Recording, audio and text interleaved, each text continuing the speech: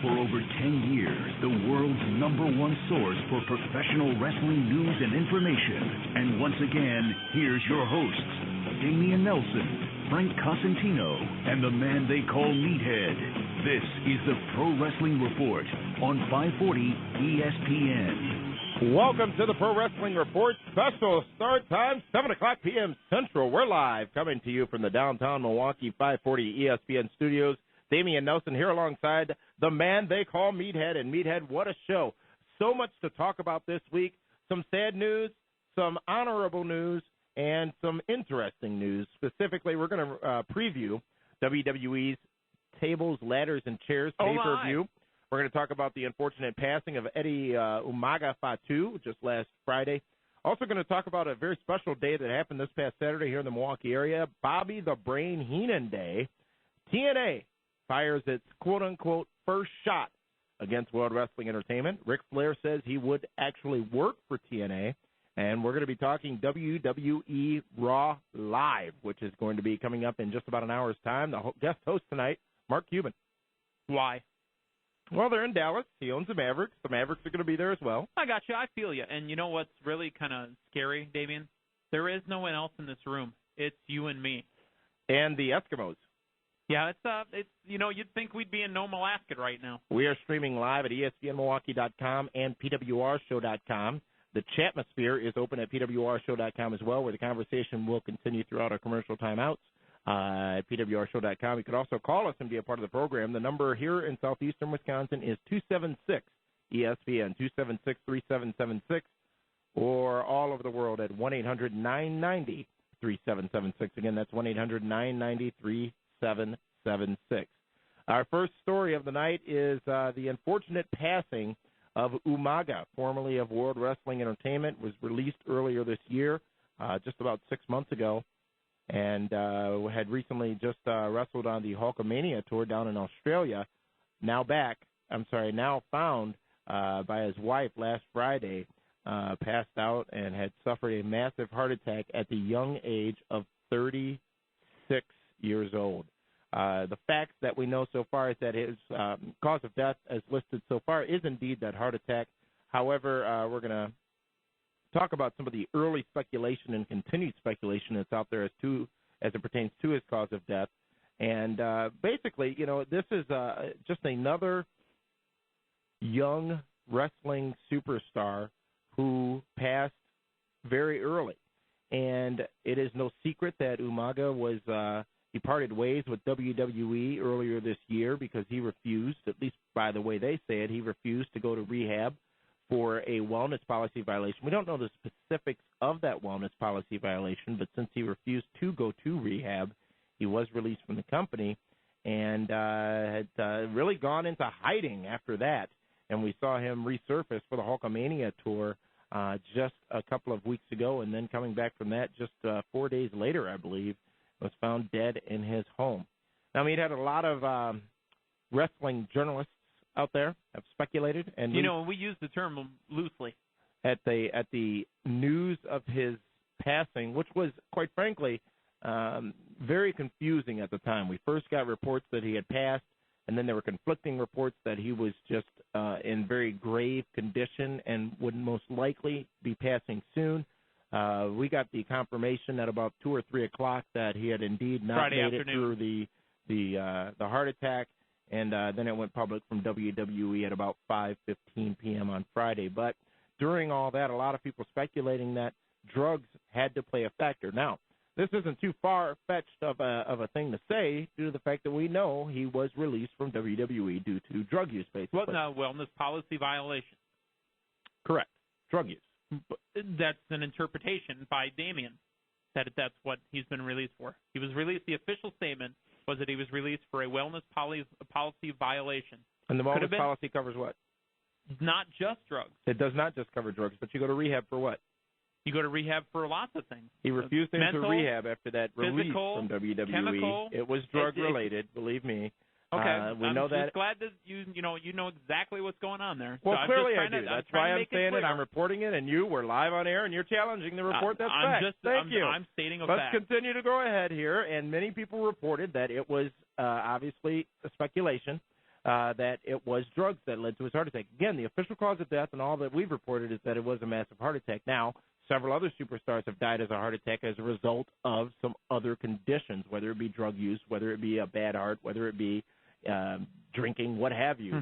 But, again, a lot of early reports, which was a bit surprising, came out across the Internet about the fact that he was found with blood coming from his ears and blood coming from his nose and in a comatose state led a lot of people to say straight away that it was drugs.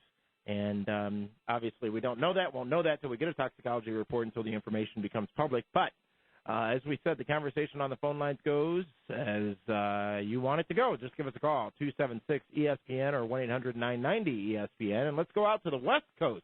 We've got Gilberto from California. You are live on the Pro Wrestling Report on 540 ESPN. Gilberto, line one. Hello? Hello, Gilberto. How are you? Welcome to the show. Thanks. I've been recently updating you on your podcast on iTunes. You know, I really like your insights on the business, and I'm just calling about to see, what do you think about WWE possibly having a John Morrison, Shawn Michaels match at WrestleMania? Morrison Michaels, I'd pay for it. Yeah, because I'm thinking, wait. I got to stop you for a second. I'm sorry. Damian Nelson is the man that has said he never subscribes to the I'd pay for a one-man versus one-man match. I don't pay for talent. I pay for product. For the masses. You just went against. I said that for the masses. I said that for the masses. I've gone to shows to see one match. I wasn't speaking for myself. I don't believe that drive. No. You said you personally.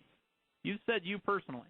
So I just want to call you on that. I'm pretty sure I know what I said out of my mouth. I did not say that. What I said was the masses do not make a decision about whether or not to buy a show for a single match. I, given that match, would certainly pay to see a show that contained it, personally. And I've got to go along with that and say I, personally, who's never, waffled on this subject, has said that he would pay for a certain talent versus a certain talent, or would pay to see a certain talent in a main event. So, yes, I would love to see Morrison versus Michaels. Yeah, I was thinking maybe they can build it up because maybe at the Royal Rumble, have Shawn Michaels get eliminated by somebody early on, and then have him come out the next night on Raw and kind of maybe question how long he has left, because I know there's been talk that they want to do a Triple H Shawn Michaels match at WrestleMania.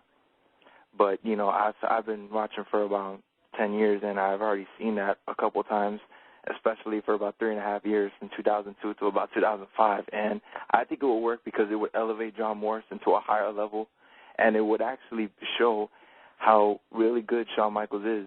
People, because I don't really think he's had a really good match since WrestleMania 25. So. Well, that was somewhat recently, Gilberto, but Shawn Michaels, he's only been wrestling really on the big shows, and I think he's been delivering as he can. But not every match can be a WrestleMania matchup, and I think him versus Morrison. A lot of people talked about the Jeff Hardy Shawn Michaels match because for many a year Jeff Hardy was said to be the next Shawn Michaels, and in my opinion, when you're the next anybody, you're the future nobody.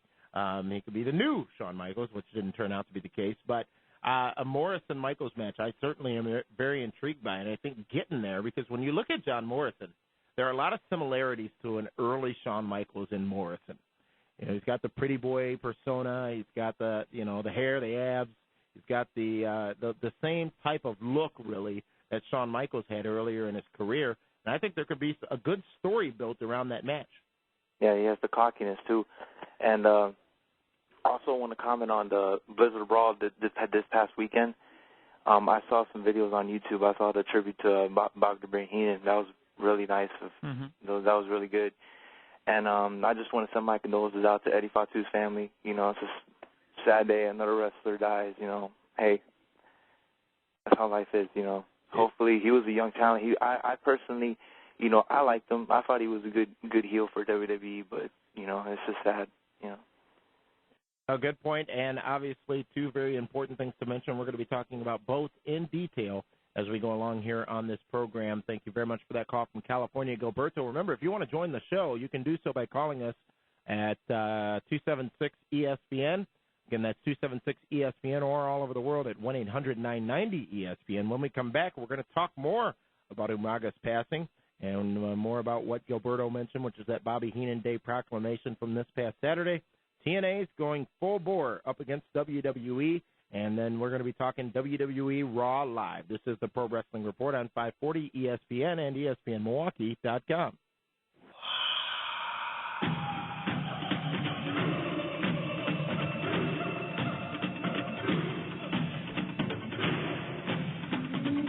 Welcome back to the Pro Wrestling Report on 540 ESPN and ESPNMilwaukee.com. We're live Monday night, December 7th, 2009. Damian Nelson, the man they call Meathead, here with you from our downtown ESPN studios. And as we were talking about before we took that time out, Umaga, Edward Fatu, was found dead last Friday, and lots of speculation out there as to what happened. However, what we do know, it was a massive heart attack that came on suddenly, and he was found deceased in his home and has subsequently passed away. CNN did a story about this and actually touched on some interesting points about early deaths in professional wrestling. They mentioned Andrew Test Martin, who passed away earlier this year as well, similar situation. Meathead, your thoughts on this story and the passing of Umaga at just the age of 36 years old after coming back from a major wrestling tour just 4 days earlier? Well, what kind of gets me, obviously, no matter if it was a wrestler or not a wrestler or whatever, is the age that he passed away, and relative to, say, your age and my age. When someone passes away from a serious health issue and they're younger than you are, which Umaga was. Umaga was younger than I am. I mean, I'm not trying to give away the age, but obviously that does a little bit there. It definitely throws you back. I mean, I caught the wind of it, during my day on Friday, and I, sent out a couple messages wondering what was going on. Unfortunately, the first thing I thought, just like every other wrestling fan thought, was, oh, no, not again. And then I thought about this stupid list that keeps going around, wrestlers that die before the age of 40. And I thought about how the mass media and the, general media was going to go ahead and just label it drugs. They're going to talk about Benoit. They're going to talk about all that other stuff all over again. And I just thought, man, why did this guy have to pass away? He's got a family. He's got a wife. He's got children, people that depend on him. And I just hope it was something, I hope he went peaceful, I guess, is really what I was thinking. Did he go into sleep? I mean, did he struggle? Did he, it's just peaceful, Damien. They also did, CNN spoke to Dawn Marie, who's been on this very program, and as you know, is very integral in the Wrestlers Rescue website. Mm-hmm. And one of the things they've tried to do is set up a health care program for professional wrestlers, one that they have found, unfortunately, would cost about 4 times what anybody else pays out there due to the nature of their work. Correct. However, there are several opportunities for people with problems to get help. And if he did have problems, this list of wrestlers who died under 40, Dawn Marie went on to say that it is a valid list because you don't have that in the NFL and Major League Baseball and the National Basketball Association either. And if you did, there would be all kinds of red flags being raised. She goes on to question, where are the red flags in wrestling, which I think is a very valid question. And I give CNN credit for covering the story because here's the fact. While WWE may help certain talents when they have blaring problems, Jake the Snake right now in rehab, courtesy WWE. There's a couple other individuals that will leave nameless, but they also are getting help from WWE as well. They don't have a health care program, and they don't have ongoing health care for their performers. They're independent contractors. Correct. That whole thing there is a bit of a joke, too, because they're independent contractors, but part of that independent contract is they can't work anywhere else, and they don't own their likeness or their name and times and what they're doing. But that's a whole other story. But the question is what would happen? What would be the case if there were an equal number, percentage-wise, of early deaths in any other sport out there today? Well, wrestling is not a sport. And we need to quit clarifying it or labeling it as that. It's not a sport. It's an entertainment company. Wrestling is an entertainment company, just like a Broadway play or a traveling show, Ringling Brothers, a circus of any sort. Wrestling is an entertainment company that just go ahead and, travels the country, travels the world. So they're not a sport. If this were a sport, maybe you could see the government try to get in and do some sort of, sanctioning or whatever. But it's such a odd, sensitive topic to get into. I don't know if we have enough show for it. Whether anybody wants to get into the, in my opinion, stupid argument as to whether or not it's a sport, they are professional athletes in an athletic situation, so that it can be compared to the other sports that are out there. And again, the question is, if this was such an issue in any major league sport, would there be more noise being made about it? Well, I can give you a kind of analogy. Right now in the NFL, as we also have the Packers playing Monday night here, right now in the NFL, they have concussion issues going on right now. And maybe some of it was brought on by the Chris Benoit stuff. Maybe, it was brought on by all the NFL players that are starting to suffer these head injuries, specifically quarterbacks. So, even 5-10 years ago, some of these quarterbacks that had the concussions over the last few weeks, be it, Ben Roethlisberger, who's been, on WWE, be it Kurt Warner, would have just been told to suck it up and go play. I mean, a lot of them actually would have been told to suck it up and get back out on their field instead of being carted off the field, sent in for all sorts of tests and actually being held out, with post-concussion syndrome, being held out an extra week just to make sure that their brain is okay. Let's go to the phone lines. You can join the conversation. The number 276-ESPN or all over the world at 1-800-990-ESPN. And we're going to go to line one. Andrew from Georgia. You're live on the Pro Wrestling Report. Yeah, hi. How you guys doing? Fine, thank you. Recently I just got, caught wind of y'all's show and just want to say that I like it and I appreciate what y'all do. Thank you.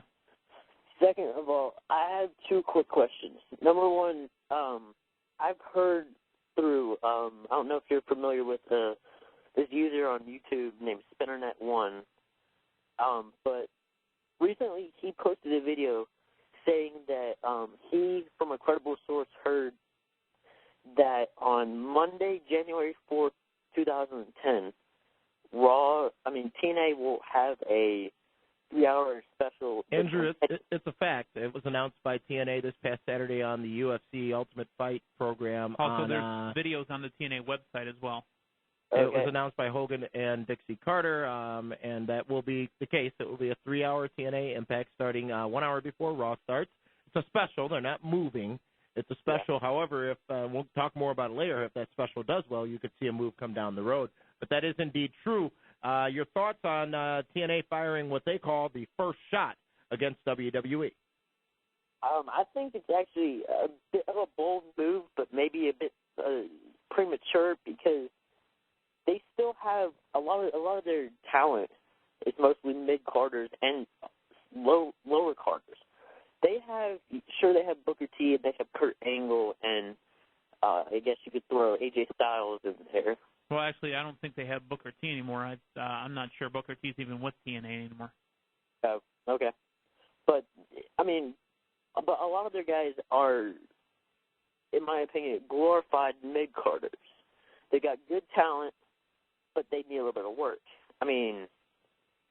You just see between AJ Styles and Kurt Angle and usually 2 or 3 other guys and Samoa Joe, they're all the ones that are getting the world title shots to them. And they're not all as good as the TNA makes them seem. But here's the thing, though. The wrestling fan, the general wrestling fan, be it the one from the IWC or be it the one from, the one that just sits at home and doesn't go on the websites and watch the YouTube videos, they want something different.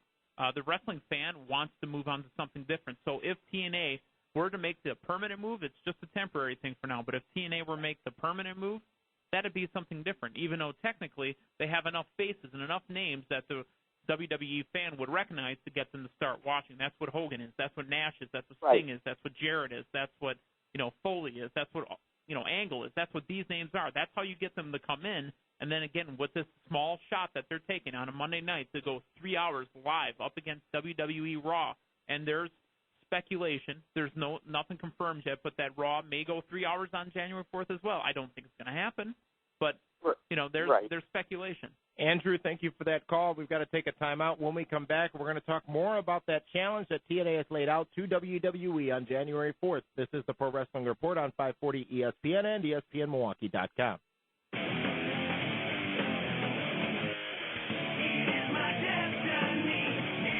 Welcome back to the Pro Wrestling Report on 540 ESPN and ESPNMilwaukee.com. We're live Monday night, December 7th.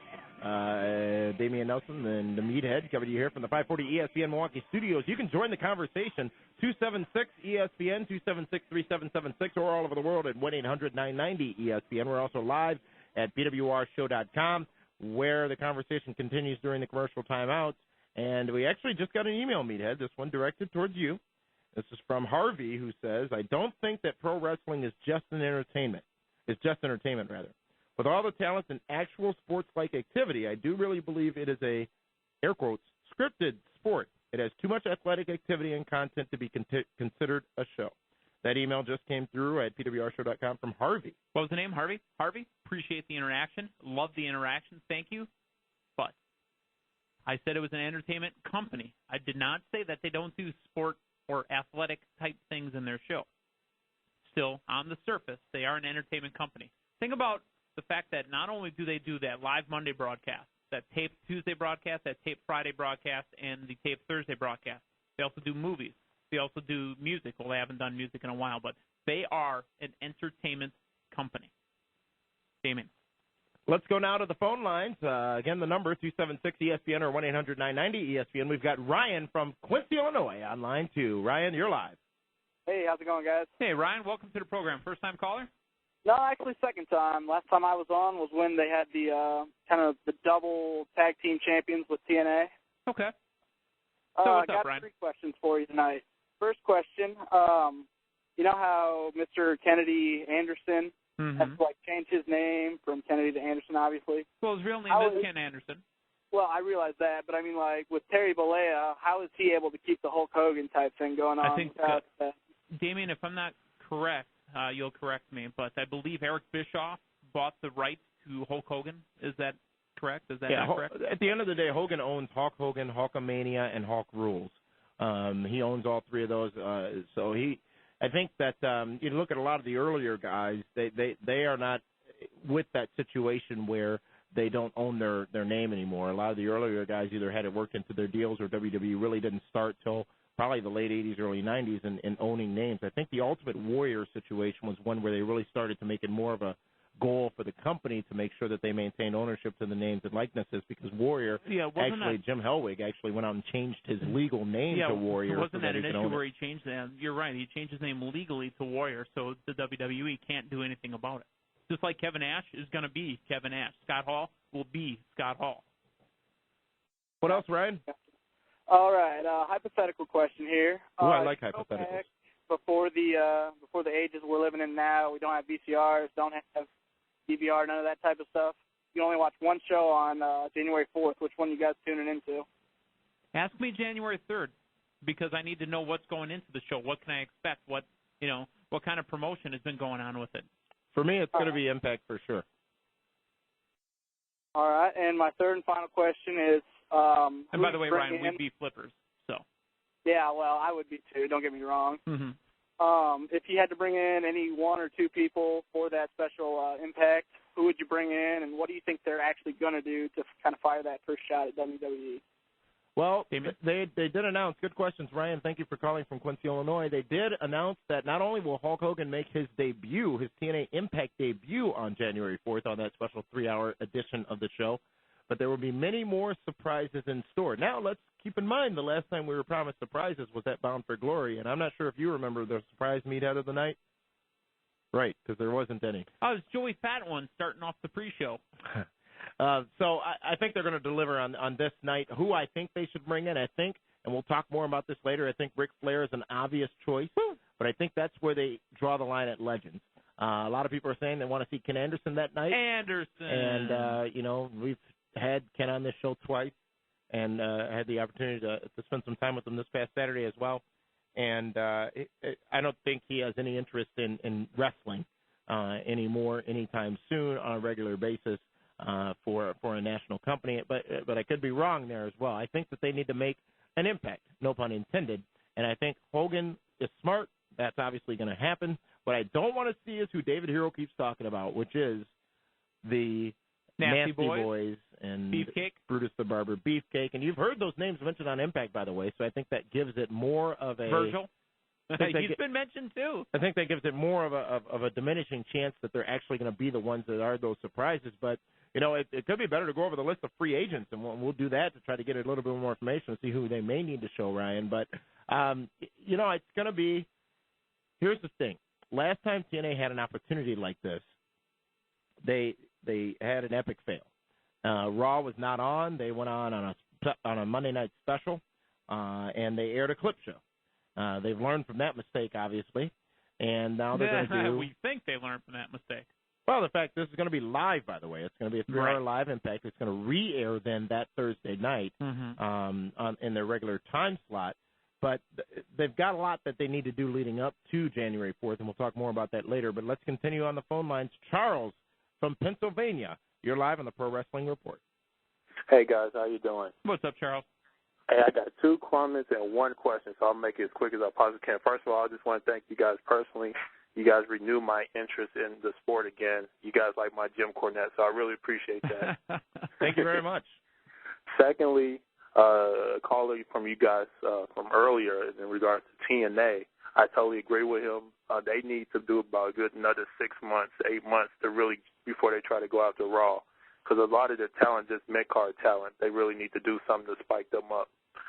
And thirdly, with the death of Fatu, do you guys think it's time to institute the union? I don't know about that. I appreciate your comments, and it's nice play on words, by the way, to spike it up a little bit. Ding ding.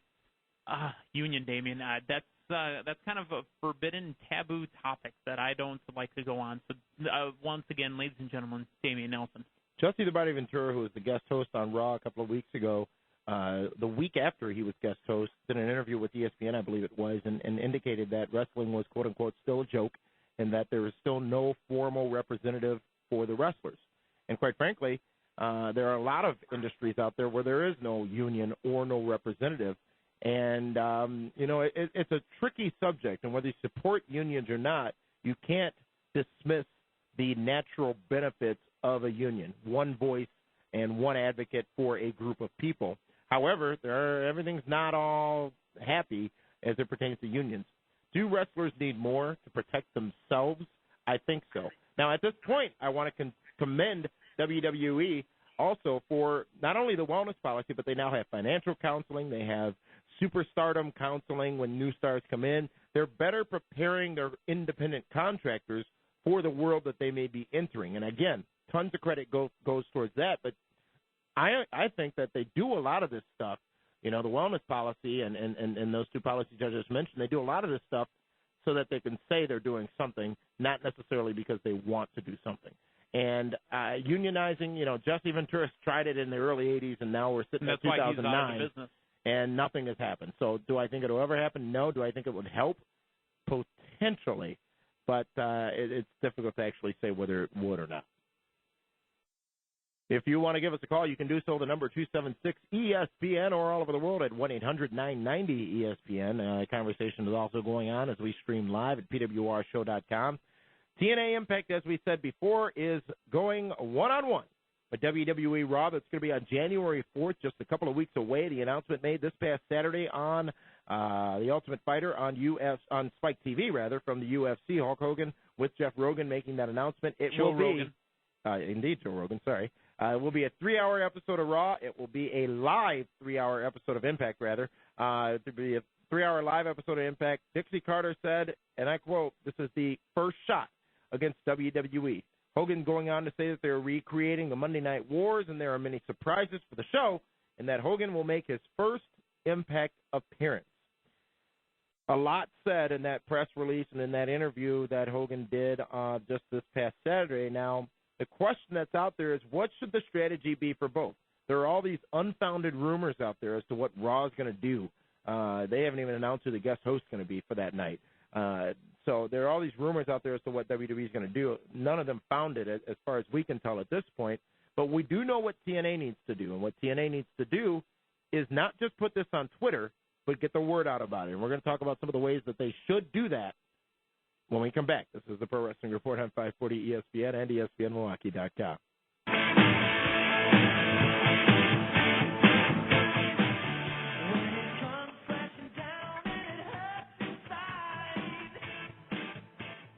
Welcome back to the Pro Wrestling Report on 540 ESPN and ESPNMilwaukee.com. Damian Nelson and Meathead here live with you Monday, December 7th, 2009, coming off the heels of this past Saturday's GLCW Blizzard Brawl 5, an amazing show which featured, was highlighted by the proclamation of Bobby the Brain Heenan Day here in Milwaukee. We'll talk more about that later. Before we took that time out, we were talking about TNA's first shot, quote-unquote, against WWE.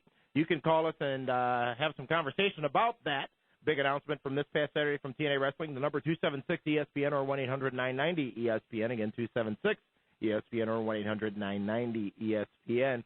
But one thing a caller asked about, which was the free agents. Who could be those surprises on Monday night, January 4th? And before we get to that, the question that we had asked before the break was, what does TNA need to do to make this work? What should the strategy be? And clearly, they need to get outside the box. And what I mean by that is simply doing it, simply putting it on their website, tweeting it, advertising on a couple of wrestling insider sites.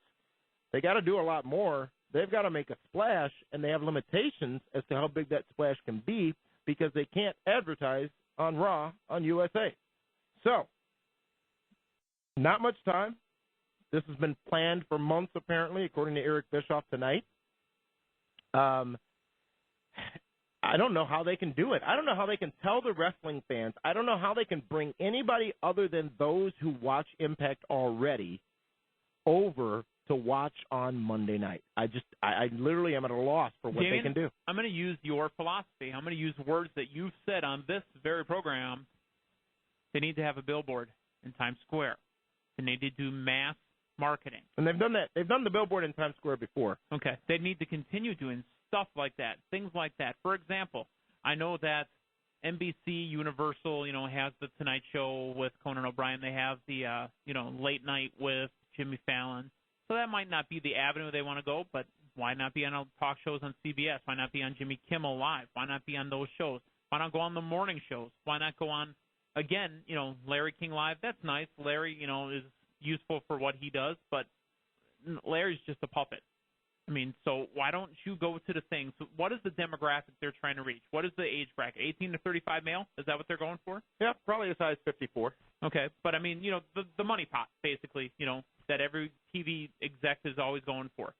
They're also looking for females, which is a high demo as well. You got to go where they are during the day, be it on the radio, be it on the TV, be it on the internet, be it in the newspapers, be it in, the USA Today with a full-page ad, a full-page color ad. Somehow, some way, the unconventional way of getting the message out is the way they need to go. You're right. They need to jump out of the box. They need to cross the line, really. That was intentional. I mean, again, the challenge, though, is they've got less than a month to do this. But this has all been in the works, too. Yeah, it's been in the works. But so who's to say they haven't been doing this already and that the ads are ready to release when they say it's time to release? They may be, but it's been in the works. But Spike just said yes recently, maybe as late as last week. Possibly. So, again, Eric Bischoff put out some information just a few minutes ago indicating that Eric didn't call me, but he called you, so I didn't know that, so I apologize. But they simply won't be able to get the word out, and they won't even be able to bring over all of the Impact viewers currently because it's a shift, it's a change. Viewers, listeners, we change times on this show quite a bit. It's difficult for a lot of the listeners to follow when it's going to be on because you want people to get into a routine. What's special about it other than Hogan's debut? What does Hogan's debut mean? What Hogan is he going to do? They remember the last time they did a live Impact, they got a little bit of a spike in the rating, but not enough to warrant doing it regularly. From a standpoint of doing something in wrestling, this makes sense. But how are they going to get something out of it? The only way this is going to continue for them, is if they are able to grab more viewers, grab viewers from Raw. And I think the only way they might be able to get some people to know about it while watching Raw is to go into some local markets and place ads on the non-national feed or the non-national sold ads on the USA Network. That's about all I think they can do. And that's easy to do, actually. I mean, that's something actually this very program has done before. We've placed ads on the local airtime during national programs. It's not that hard to do. TNA needs to have a team out doing that. Again, that's what we talk about, the unconventional, the out-of-the-box, like you said. You could also and this sounds cheesy, but you could also pay the street team to maybe walk through Raw and say TNA coming up next week. The first shot is like what DX did to the WCW at the Scope in Norfolk, Virginia a couple of years ago. When they drove the tank in and had the footage and all that stuff there. Maybe they can make cookies for WWE again, TNA. But I don't think it's going to be as big as they think it's going to be because there's a lot of buzz surrounding it, and there should be, but all that buzz is coming from their fan base already. And just the IWC, not the general public. I fear how bad this could be. Because they could end up getting half the rating that Impact would get. And the question, I guess, that maybe needs to be asked is, how many Impact viewers now would watch Impact during Raw? Meaning, how many people would watch Raw and Impact now, because they're on at two different times, they watch the two programs every week. How many people are going to forego watching Raw to watch live Impact? Because DVR ratings won't matter for weeks. Right. And that's pretty much the only variable there. That overnight number is going to be, Raw at 3 point whatever and Impact at somewhere near a 0.1. And then you've got shows like ours, the sites and whatever, they'll say, it was a complete failure because nobody, watched it, and look at the rating. Again, you've got your DVR users with multiple tuners on their boxes, some with 2, some with 4. They're going to watch. Now, how many, as Damien mentioned, are going to flip back and forth? How many are going to watch? Maybe the true barometer will be that 7 to 8 Central, the hour that they're on before WWE Raw. What do they do at, say, 7:50 Central when Raw's 10 minutes away from airing? Do they do something that holds you in? You're not going to want to miss this and go see just the beginning of John Cena, Randy Orton again. I mean, again, we're not down there. We're not Dixie. We're not the writers. We're not the company. They're going to have a lot better stuff planned than we can come up with. Here's what they are up against, though. WWE is the powerhouse. They're a pay-per-view powerhouse. They're a network powerhouse. They've got everybody in their back pocket, DirecTV, Time Warner, Comcast, Cox. Everybody is right along with WWE because they make them money. TNA doesn't have those relationships. So every time they knock on that door or try to get their foot in the door to make that jab or do something impactful against WWE, they've got those barriers to break down, and I'm not sure they're ever going to be able to break down those barriers. Case in point, the contract WWE has with USA, I believe, doesn't allow for any other national wrestling advertising without WWE's approval. They're not going to approve this. Really? And Are you sure? It's going to be a big challenge for TNA, and I do commend them, but I'm going to question them if the word isn't out there. If the word isn't out there to the world of wrestling fans that this is happening, they've got to spend more money on the pre-planning and the pre-advertising for the show than anything they do on the actual show. We've got Harvey waiting from Chicago on the phones. We're going to take that call when we come back. This is the Pro Wrestling Report, where the conversation continues at pwrshow.com, and we're live on 540 ESPN and ESPNMilwaukee.com.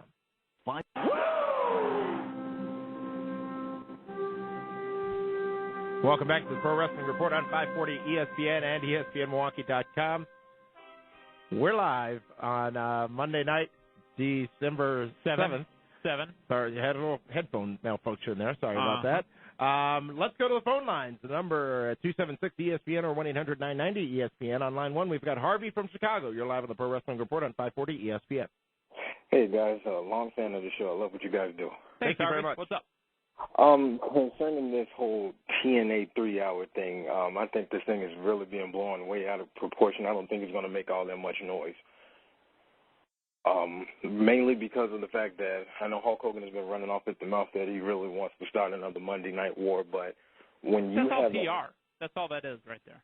But, I mean, when you have a guy from the 80s, and here we are approaching 2010, almost a new decade, and he's still trying to make noise, and we don't have any new talent, the show really can't do as much as you want it to, because we've seen Hulk Hogan in the limelight for more than 20 years now. Okay, and Harvey, you're right on one point and wrong on the next. Hulk Hogan is more than just some dude from the 80s. Hulk Hogan is the biggest name in wrestling, period. Hogan is not only a big name in wrestling, Hulk Hogan is a big name in pop culture. Before this was announced, I said the only reason Hogan would ever go to TNA would be to prove that he can make all the wrestling companies. If there was a national wrestling company while he was alive, basically, he either made or broke them. And he made WWE along with the help of Vince McMahon. He made WCW with the help of Eric Bischoff. He could make or break TNA, and we won't find out until probably 6 to 8 months from now whether or not his impact is going to be successful. Harvey in Chicago, thank you very much for calling in. We're going to kick off hour 2, where we still have to preview WWE TLC. More conversation on TNA's first shot at WWE, and WWE Raw Live will be on with our live commentary. This is the Pro Wrestling Report on 540 ESPN and ESPNMilwaukee.com. We'll do it live. Do it live. I'll write it, and we'll do it live. Thing sucks. You see, KYJ, things have changed just a little bit since the last time you were here. I think you should see your oculus. Nothing wrong with my feet. I'm talking about your eyes. I can even make my ass do tricks. Watch this. You have any idea where you are? You're in the jungle, baby. This is WCW. That's right. Hold on. For over 10 years, the world's #1 source for professional wrestling news and information. And once again, here's your hosts, Damian Nelson, Frank Cosentino, and the man they call Meathead. This is the Pro Wrestling Report on 540 ESPN. Welcome, ladies and gentlemen, to the second hour of the Pro Wrestling Report. We're live Monday night, December 7th. Ms. Marquis and the man they call Meathead here with you from our downtown Milwaukee. By the way, for those that don't know who ESPN Ms. Marquis studios. is, that's Damian Nelson. I'm a mark for the Miz because he's awesome, you know. WWE Raw has just gone on the air. Mark Cuban is the guest host. It is in Dallas, and as I said, the Mavericks will be there. We'll see what happens with that. We'll talk about anything of significance that comes. A couple of people in the Championssphere during the timeout talking about lack of mention of Umaga. Give the show a chance and give them till the end of the program to see if they actually do have that tribute. Again, we believe it to be we believe it's going to be a mid-show video package. Damian, you need to talk to your cousins. You need to talk to your brothers and your sisters. We're live on the air, downtown Milwaukee studios, and Damian's relatives knocking on the window. Hey, we love our Milwaukeeans. There's 3 idiots with nothing better to do than sit here and look at and wish they were me. That's what it is. No.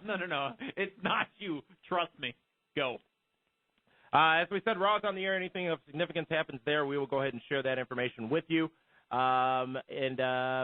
Let's talk about how you can talk to us. The number, 276-ESPN or 1-800-990-ESPN. Again, that's 276-ESPN or 1-800-990-ESPN. You can join the conversation by calling us on the phone lines. And what we were talking about before that timeout was TNA taking that first strike, that first shot, as they call it, against WWE. They're going to be live on January 4th. Hogan will be a part of the program. And Hogan was actually on Bubba the Love Sponge this morning and had a couple of interesting things to say. Firstly, I talked about Rob Van Dam saying that he was over when he was in WWE, and politics were the reason he was never as successful as he should have been. He's obviously one of those big free agents that could be coming into TNA next. And Hogan mentioning him, like I said this morning, also mentioning Jeff Hardy. Hogan saying, and I quote, I would love to have Jeff Hardy in TNA. That's funny that he would mention a Jeff Hardy, because if you think about Hulk Hogan, that's the kind of guy that Hulk Hogan wanted nothing to do with. Jeff Hardy is. Because, I mean, look at the program that Hulk Hogan had to do with Billy Kidman after the reboot, if you will, the WCW reboot. Nitro Reborn, I think is what the video is called at www.pwrshow.com. Ding. Hogan wants nothing to do with the smaller guys. He thinks the smaller guys don't draw money. Maybe Hogan is just spitting out the TNA company line. I don't know. I mean, that's what makes everything so interesting. January 4th is when we're going to apparently see maybe a TNA reboot.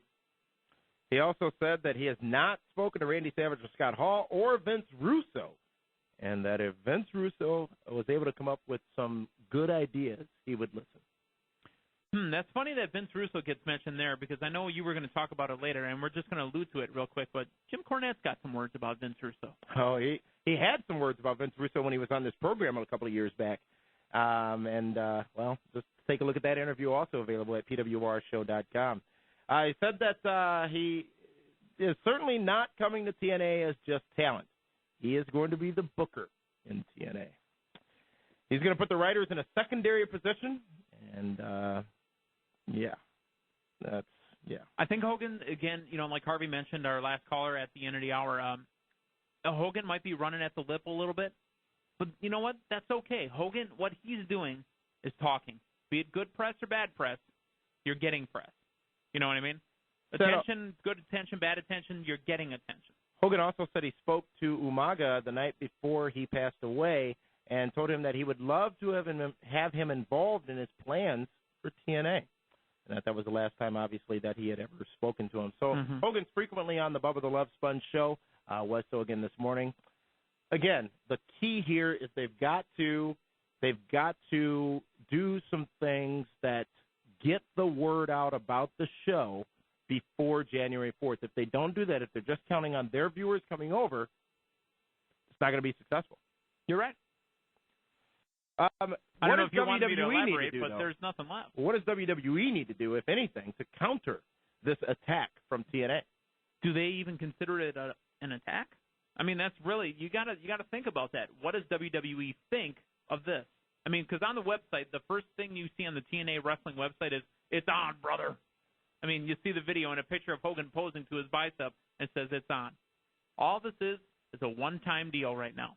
A 3-hour live program by TNA on a Monday night that WWE Raw will be live, for 2 hours. Well, a little bit of the histrionics of that is TNA has wanted to go head-to-head with Raw for a very long time.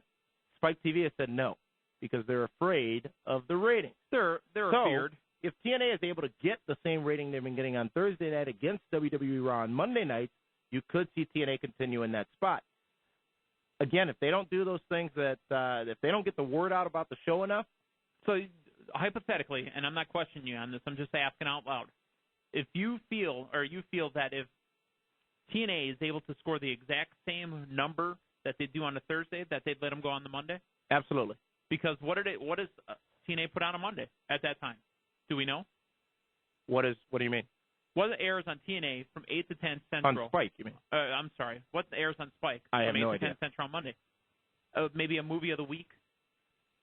Maybe. I don't know.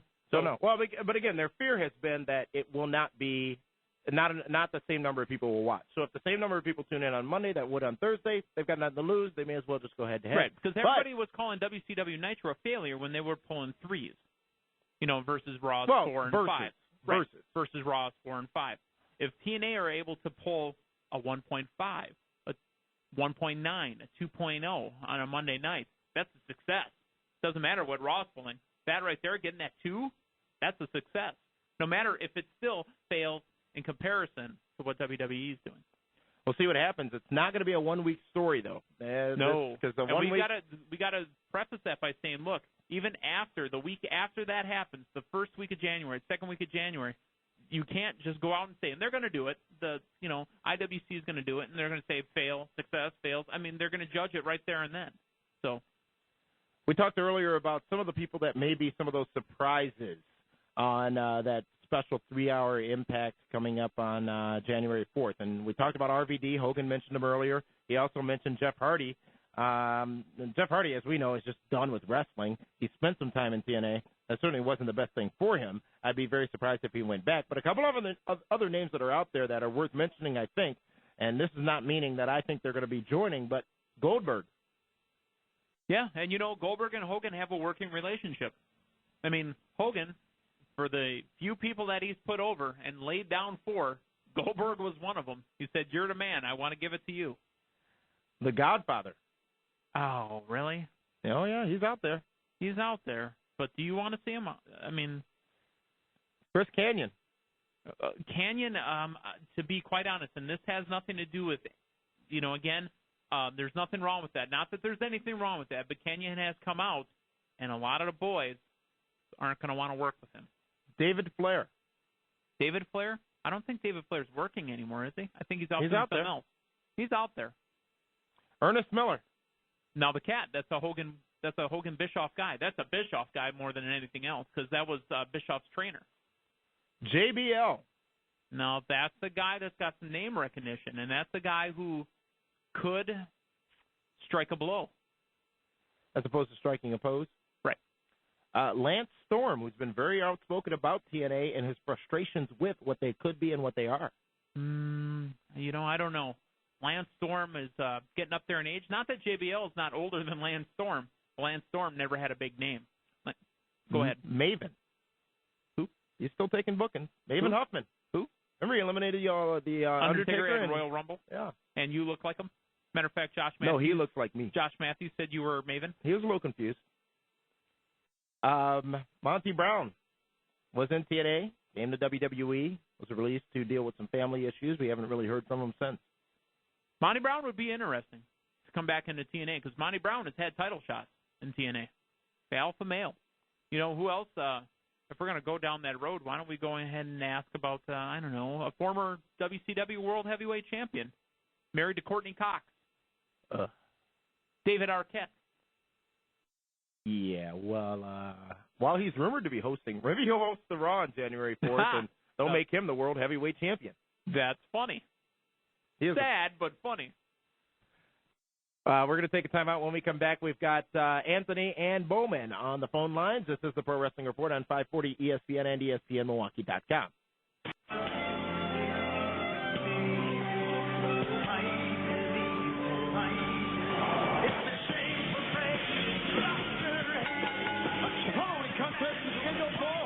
Welcome back to the Pro Wrestling Report on 540 ESPN and ESPNMilwaukee.com. Hey, the guy's so new he doesn't have music out on a CD yet, so what do you expect us to do? Ms. Markey and Meet Ed here live December 7th from the downtown Milwaukee studios at 540 ESPN. We're also streaming live at ESPNMilwaukee.com and PWRshow.com. If you haven't done so already, you can also listen live on your iPhone. Get the 540 ESPN app in the iTunes Store or at ESPNMilwaukee.com and listen to the show on the go. Let's go to the phones, and remember, you can be a part of the conversation by calling 276-ESPN. Again, that's 276-3776, or all over the world at 1-800-990-ESPN. Again, that's 1-800-990-ESPN. And our next caller, is Anthony from Helmar. You're live on the Pro Wrestling Report. Hey there, guys. Hey, what's cracking? What's popping? How you living? Fine. I just wondered, did you guys start an hour earlier? Yes, we did. We started at 7 p.m. Central today. 7 p.m. Central. You don't follow us on Twitter? Nope. Fail. I like Dave Osborne. What the heck's Twitter? I was that person for until about 6 months ago. About the ECW thing, when they're like you are going to switch the name, whatever, you think it's going to still be a separate brand? Well, WWE hasn't officially announced anything, but there is widespread speculation out there that ECW, as we know it, is no more, and they may rebrand it to a different brand or a different type show or tweak the format. A lot of times when these sweeping changes, format changes, program changes, rumors come out from WWE, they tend to be somewhat true, if not completely true. So I expect that we probably will see some type of change with the ECW program. And I've said for a long time, while they don't say it very often on the program, a lot of times when they advertise the program, we get Extreme on Tuesday nights is what they say on Sci-Fi, and the E stands for Extreme. The logo still has a razor blade in it. They really could benefit from rebranding it. What is the benefit they have now with having the ECW brand attached to it? Nothing. And one more thing, I want to also say my condolences to the family of Umaga, which was a shock that he was passed away. And you guys are going to have the honors this week, correct? This Friday night, they'll be on right after WWE SmackDown in southeastern Wisconsin on Channel 14 and at PWRshow.com starting at 7 p.m. Central Standard Time. Well, I know you guys have awards and all this, but I know this one's not in it, but of all the wrestling DVDs they had out, not including the ones that are just pay-per-views, what do you think was the best wrestling DVD that came out? Best wrestling DVD that came out? I mean, like the Jeff Hardy one, and there's the SmackDown, the Batista. When you talk about just the content of the DVD, not the extras, because I rarely, if ever, watch any of the extras, I would have to say it would be between the Monday Night Wars DVD and the McMahon DVD. No, I'm saying of this year alone. Of this year? Yeah, this year alone. Saturday night's main event was a letdown. Hey, what did I watch this year? You know what we watched? The Rise and Fall at WCW. That's the that DVD was probably right their there. best effort. Starrcade should have been better than it was. They skipped too much. World Class Championship Wrestling was good. They told a good story there. There were some good ones this year, but I would say, that the... How about the SmackDown one? You know, it had no content. There was no stories. It was just the 50 moments or the 100 moments or whatever. Yeah, but they did the same thing with the Raw, and everyone said everyone loves that. Yeah, well, I didn't just say that. I prefer the DVDs. When I get one of their story DVDs or something that, is supposed to be giving insight into something that happened, I want to see that original content. I want to see people talking about it. I want to see facts. I want to see data. I want to see information. And a lot of times that's where they fail. But maybe I'm one of few fans that actually wants that as opposed to matches I can watch on YouTube or probably already own. So you're not going to get that World Heavyweight Title History DVD later this month? I think I already own it. Didn't they release one of those before? That was the WWE title. This is the World one. Oh, yeah. Well, I'll probably pick it up eventually if there's a good sale on Amazon. And that's true. But Anthony, thank you very much for that call.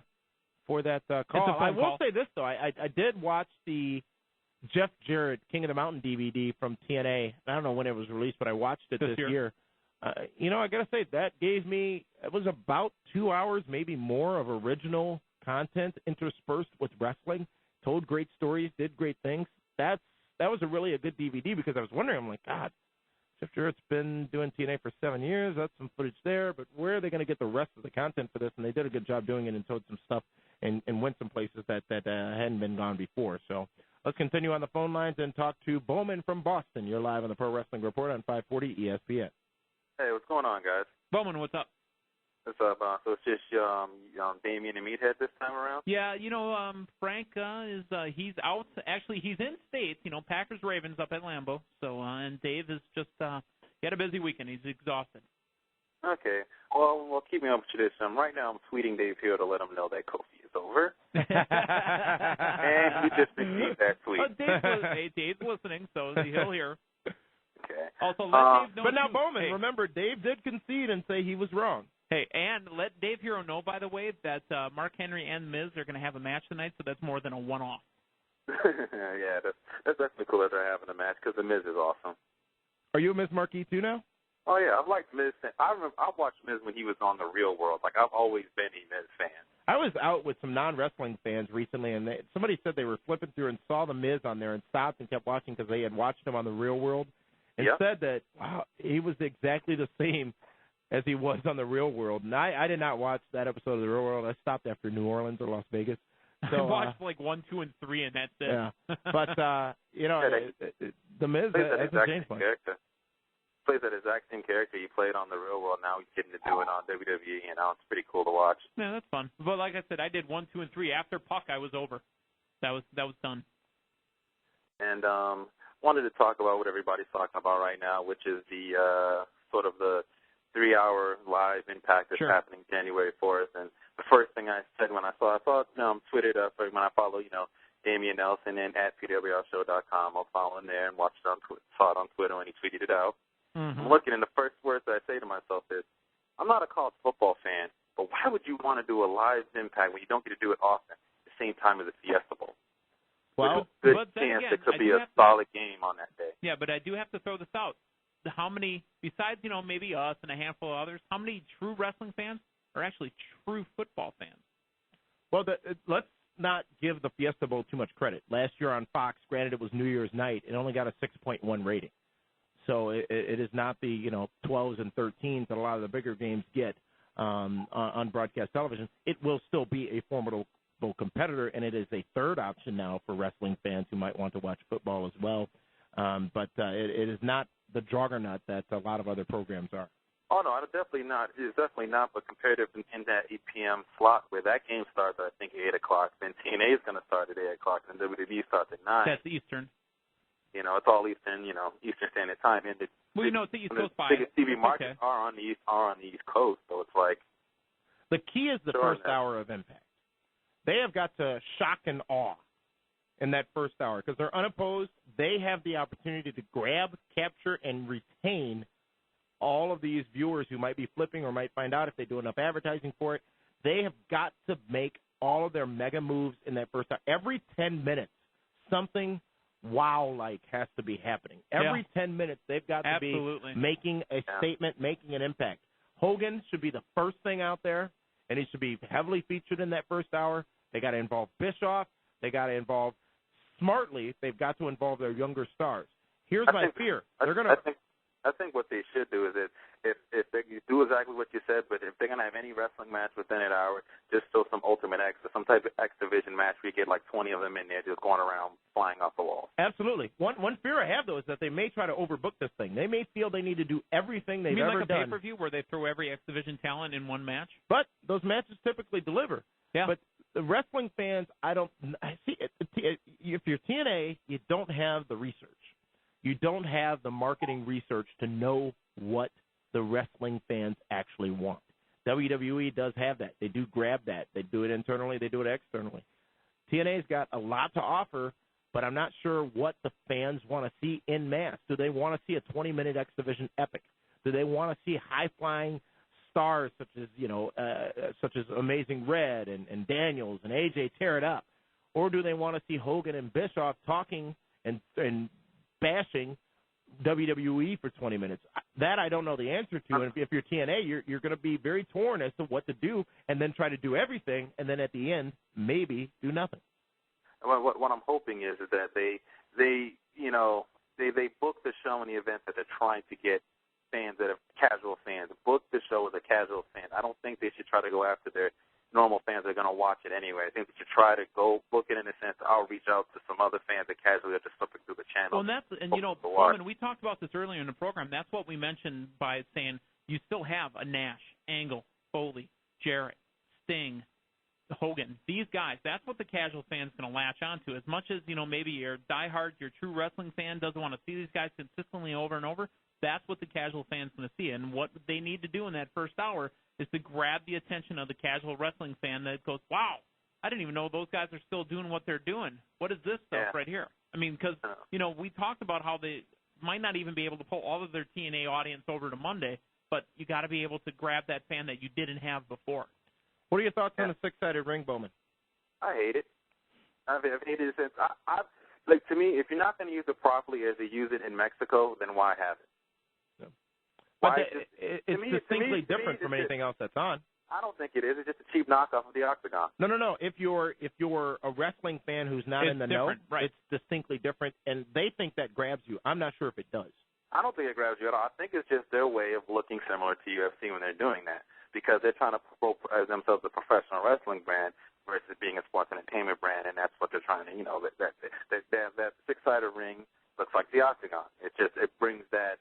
That element to ring, so it maybe makes somebody stop and maybe think they're watching an MMA match and realize it's wrestling.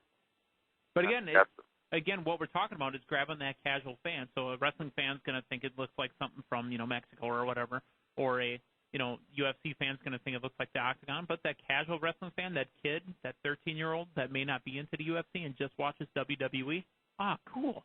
Look at all why do they have all those corners? Again, I don't know if they're going to keep it. But I'm just telling you, they're going to have it for the January 4th show because it's something different. Should WWE counter? I don't think so. I don't think they need to. I don't think there's anything for them to honestly worry about. I think they should be probably more worried about pulling fans from the Fiesta Bowl versus worrying about TNA Impact. But segueing into WWE, I also wanted to talk about the first and foremost. Finally, all three members of Legacy have a T-shirt coming out to the ring.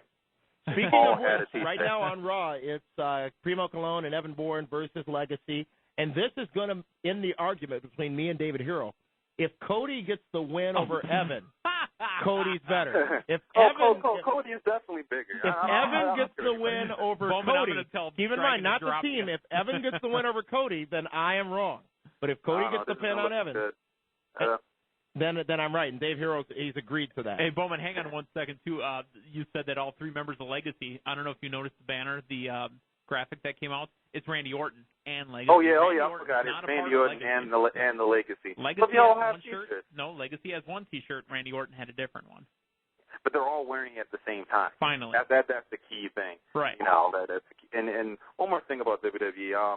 They're changing the name from ECW to possibly something else. I think that's a pretty smart move for them to do. But, what is confirmed is Evan Bourne just got beat by Ted DiBiase Jr. Now, keep in mind, the argument may continue because I said if Cody gets the win over Evan or Evan over Cody, then the argument ends. But Evan Bourne just lost in that matchup. This is the Pro Wrestling Report. Bowman, we've got to take a time out. Thanks for your call. This is the Pro Wrestling Report on 540 ESPN and ESPNMilwaukee.com. This is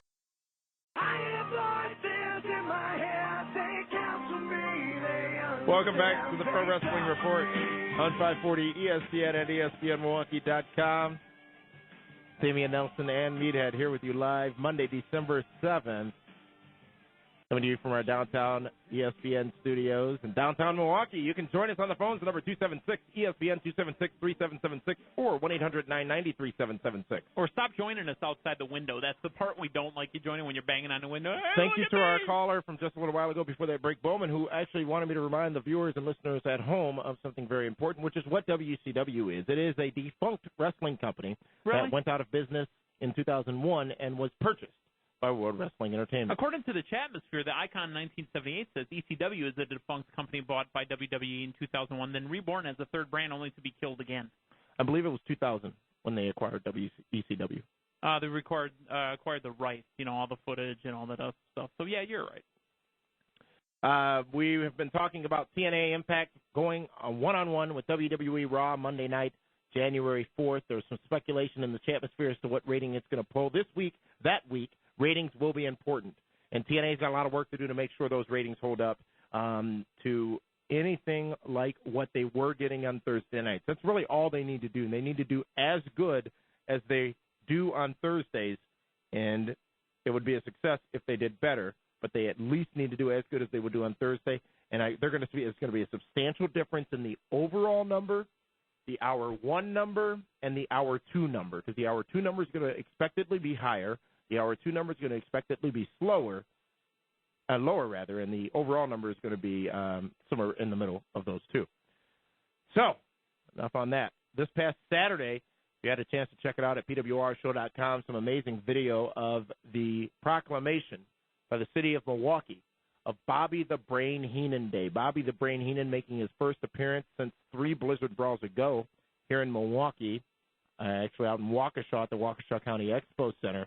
And it was an honor and a privilege to not only present Bobby with the PWR Honors Lifetime Achievement Award in the middle of the squared circle, but to see and be able to be a part of a remembrance of his career, of which Bobby Heenan is still able to do, obviously not physicality stuff. He hadn't been able to do that for a while, but still traveling, still out on the road, still had tremendously high spirits, even after his bout with throat cancer. It was a truly special moment, one that if you haven't seen already, you need to see, and it's available right now at pwrshow.com, and that isn't even half of it.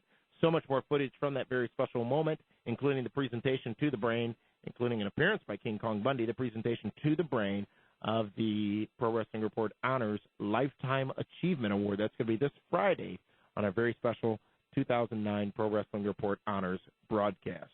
Over 1,700 fans in attendance at Blizzard Brawl 5. You can purchase the DVD. Right now it's available for pre-order at blizzardbrawl.com and pwrshow.com. Only $20 gets you that DVD to your front door once it starts shipping in just a couple of weeks. You can order that now at pwrshow.com and blizzardbrawl.com. And also a special package, one you can't get anywhere else. All that footage that I talked about a little while ago of Bobby Heenan accepting that award and being honored in Milwaukee in front of over 1,700 fans, in addition to his latest book, a signed autographed copy of his latest book. You can get both those things in one package for $40 shipped to your door. You can get that at, again, blizzardbrawl.com or pwrshow.com. It was great seeing the Brain again in Milwaukee, a place that he helped make famous. What do you want me to add? I mean, it was perfect. You said it exactly the way it should have been said. There are no other words to put to the tribute that was for Bobby the Brain Heenan. Order the DVD so you can see the whole thing. Apparently there's a rating spike in Texas right now. Maris. I'm enjoying what she's wearing right now live on WWE Don't Raw. lie. I enjoy the outfit. Why? Because you've got one of those? She's no ODB, but, WWE this Sunday on pay-per-view, tables, ladders, and chairs. TLC is the event. Let's go over the card as we know it right now. The ECW Championship will be on the line, perhaps to disband it. Don't know. Will be on the line as Christian takes on Shelton Benjamin, which ends a long 3-month streak where there was not a single ECW-branded match. Meathead, your thoughts on that contest? It will be a ladder match. It should be a lot of high-flying spots, and it's about time you get to see Christian and Shelton working on a pay-per-view. Because, again, what did you say? It was 3 pay-per-views in a row without an ECW match of any sort? Correct. ECW wasn't even in bragging rights? Correct. ECW is an afterthought on the video game? Correct. Why do they even have ECW? Well, I've made many points as to why ECW is there. Look at Sheamus, look at Kofi Kingston, look at other people whose names escape me right now. There's also a question going on in the chat atmosphere right now, too. How are you able to do a live broadcast here in Milwaukee while you're refereeing this match? I can. Scotty is helping me with that. Scotty, huh? I'm beaming. With the phasers? I'm beaming. Anyways, yeah, that match should be fun. Christian and Shelton Benjamin, 2 men who could turn it on and just think of and look back to some of their TLC performances. I'm sorry, some of their Money in the Bank ladder match performances over the last few years, and this one should be a great, great part of the TLC pay-per-view. The Unified Tag Team Championships will be on the line as Chris Jericho and The Big Show team up to take on D-Generation X, Shawn Michaels and Triple H in a tables, ladders, and chairs match, full TLC, as DX tries to get their first tag team titles. You want a prediction, or do you just want thoughts? Thoughts on the match. Thoughts on the match. DX is going to have to do tables, ladders, and chairs. We've seen Triple H do chairs. We've seen him do tables. We've seen him climb a steel cage, a Hell in a Cell, but I've never seen him go up a ladder. Shawn Michaels, obviously, not the innovator, but according to WWE, one of the first ever and one of the classic ladder matches with Razor Ramon at WrestleMania 10. I don't know how often we're going to see Big Show climb the ladder. They'd need a pretty hefty ladder for that. He's a big boy.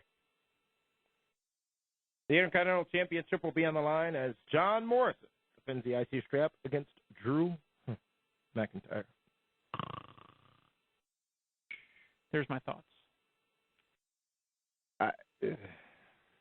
Well, hey, I did a snooze. You did I haven't had a reason to care for Drew McIntyre yet.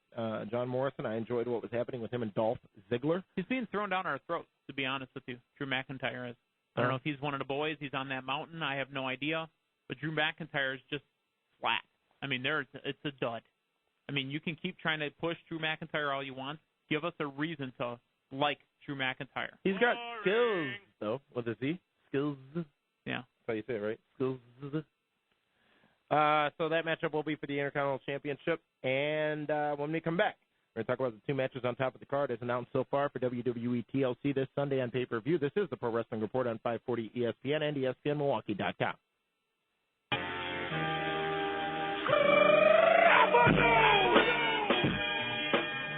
Well, now, flippers. DX has flippers. Yep. This is the Pro Wrestling Report on 540 ESPN and ESPNMilwaukee.com. We're live Monday, December 7th. WWE Raw is live right now as well, and DX is selling their merchandise. Hey, it works. People buy it, so can't fault them for it. Hey, you can say Hogan is on WWE programming right now. He's it is in the Christmas back. time. I'd much rather see people purchase the Blizzard Brawl 5 DVD or the Bobby Heenan package that's available at PWRshow.com. You'll be much more happy in the long run with those 2 purchases. Are you ever going to wear DX? Well, people probably will wear DX slippers. I guess that's the only time I've seen Triple H in a ladder match. Apparently, I didn't see the time that he was in, but it looks like Triple H is in a ladder match right now. Why don't you give credit to the person that told you that? It was Bowman. Thank you. Or Bookworm 316 or whatever your name is today. WWE TLC this Sunday on pay-per-view. The next matchup is for the WWE Championship as John Cena go up against Sheamus in a tables match. I'm going to speak for Dave Hero here because he's not on the program I'm not tonight. sure you can. I will. David Octavius Hero thinks that this is the time that Sheamus becomes the new WWE champion because it's a gimmick match. Sheamus can have a screw job finish. I mean, he doesn't have to go over clean on Cena. I mean, it's the chance for, honestly, it's a chance for Sheamus to win without, lessening. Is that really a DX shirt with Hornswoggle on it? Wow. It's a chance for Sheamus to go over without, lessening John Cena. So it's going to be a good match. I think Sheamus is going to show us a little bit. I think one thing that's been missed in this whole thing is how similar Sheamus and Cena are. Two tremendously powerful men, two men with a power play kind of move set, and two men who aren't the best of technical wrestlers. Sheamus is a good wrestler. I think John Cena is a better wrestler than he ever has been. But I think that their styles are so similar that this could make for an interesting contest. John Cena can deliver in the ring. Now, before anybody jumps on me for saying that, look at his matches with Randy Orton that we didn't want to see. I believe at Bragging Rights and Breaking Point, Hell in a Cell, they were good matches. They were entertaining and intriguing matches. The story was there behind it, though. There's not much of a story with Sheamus aside from him potentially getting his first shot at being a champion in WWE. I'm intrigued. We'll see what happens in this matchup come this Sunday on WWE's TLC pay-per-view. The main event, it appears, will be Umaga. I'm sorry. That was very bad. I was thinking about that because that's next.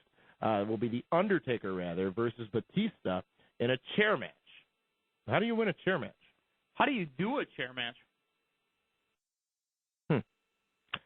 Well, The Undertaker is the walking wounded, and Batista is looking to retire.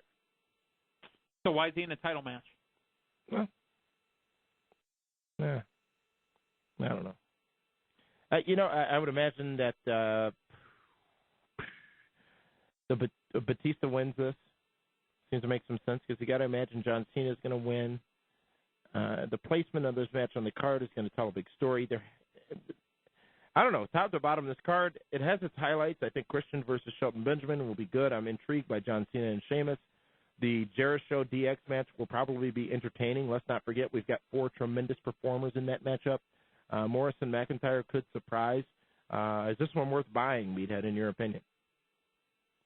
Paying for it at the WWE price of $44.95 or whatever it is? $39.95 right now. In standard, and then $44.95 in high definition? Which 4% of the people buy. Well, 4% of the people are still 4% of the people. It's not worth it. I'm seriously going to go to a blast zone or a blast site or do whatever I got to do to go watch it. If I go to watch it, to be completely honest with you. I mean, we're broadcast journalists, but... WWE TLC on pay-per-view this Sunday night. We'll have updates on that show as it happens on PWRshow.com and following us on Twitter. Our Twitter name is PWR Show. We talked a lot about TNA versus WWE earlier on this program. Well, Ric Flair recently had some comments in an interview he did with Alex Marvez. He said a couple of things that are worth noting. Firstly, on his relationship with Hulk Hogan, and I quote, "Everything is good between us now, like nothing ever happened. Standing there in the ring watching Hogan come down the aisle, you never get too much of that. It made every crowd feel like it was sold out. He has that magic. It's just fun being in the ring with him." Now, a couple of things need to be said about that. Ric Flair obviously carried those matchups down in Australia on that 4-show tour. None of them were sellouts, but they all drew somewhere around 8,000 to 10,000 fans, which is not a bad thing, but there are several rumors out there that was heavily papered. Ticket prices were discounted, blah, blah, blah. Who cares? People still came out. They still got spent 8,000 to 10,000 people in a building, which WWE doesn't do. In Australia, they certainly do. In Australia, they do. So this, Ric Flair having favorable things to say about Hogan, where they've had a shaky relationship at best in the past. Ric Flair, he sort of goes with the wind at times as far as he's a fair weather fan as it pertains to other people in the business because him and Bischoff are now apparently on speaking terms as well. He said this, did Ric Flair, on the possibility of him going to TNA wrestling, and I quote, "I haven't entertained the idea of working there because I've been so loyal to WWE, but you never know what's going to go on. I don't want to make any predictions, but I've certainly got a lot left to offer. I think I would be a good addition to TNA's program. Everything is about money, timing, what they want me to do, and the job description. There's a lot up in the air. I have not talked to TNA ownership yet, but I've had conversations with people who work there. I've stood by WWE, but if they're not going to use me anymore, I'm ready for any kind of action." Ric Flair just got married again, actually celebrating his fourth honeymoon over in Australia as part of that Hulkamania tour. Now, those comments saying that he is interested in working for TNA, has not officially spoken to anyone in TNA, just spent a whole week with Hulk Hogan, who is now in charge, quote-unquote, of TNA. I think it's a foregone conclusion that we're going to see Ric Flair involved in TNA wrestling somehow, some way. I think it's just posturing right now. The Ric Flair is not a done deal. Again, Ric Flair is financially hurting from what he's been doing in his life. He's not been the best of businessmen, and he's doing what he can to make as much money as possible. So if WWE came up with a better, sounder financial deal for him to do something, I think that's what he would do. For a while there, Rick was led to believe that he was going to be brought in as possibly the general manager of SmackDown. Those plans abruptly came to an end. He said that Vince McMahon feels that Ric Flair's career should be over after his 37 years in the business that he has contributed. Ric Flair doesn't necessarily feel that way. So you got a lot of issues to resolve here as it pertains to fans being willing to receive Ric Flair. And I don't think it's difficult to resolve those issues, the first of which being the huge send-off and the best retirement in professional wrestling history, which happened at WrestleMania 24, and Ric Flair saying that he wouldn't, and again, fair weather, wouldn't wrestle again unless he got the blessing of both Vince and Shawn Michaels, blah, blah, blah, blah, blah. But he was in a match 2 months later. Well, it was a quote-unquote street fight. That's a match. He worked. So I fully expect to see Rick in TNA, especially given these comments and given the fact that he just spent so much time with Hulk Hogan. 2009 Pro Wrestling Report honors this Friday night on Time Warner Cable Channel 14 and at PWRshow.com. That's going to be Friday. Again, if you haven't voted, so sad. Voting is now closed for the 2009 Pro Wrestling Report honors, and the accounting firm is adding it all up right now. Dewey, Cheatham, and Howe. To figure out who the winners are, and that'll be this Friday night, especially with that Bobby Heenan footage, that exclusive footage from this past weekend. This has been the Pro Wrestling Report on 540 ESPN and ESPNMilwaukee.com. For David Hero, the Kaz, the man they call Meathead, and Ms. Marquis, thank you for tuning in to this week's edition of the Pro Wrestling Report on 540 ESPN.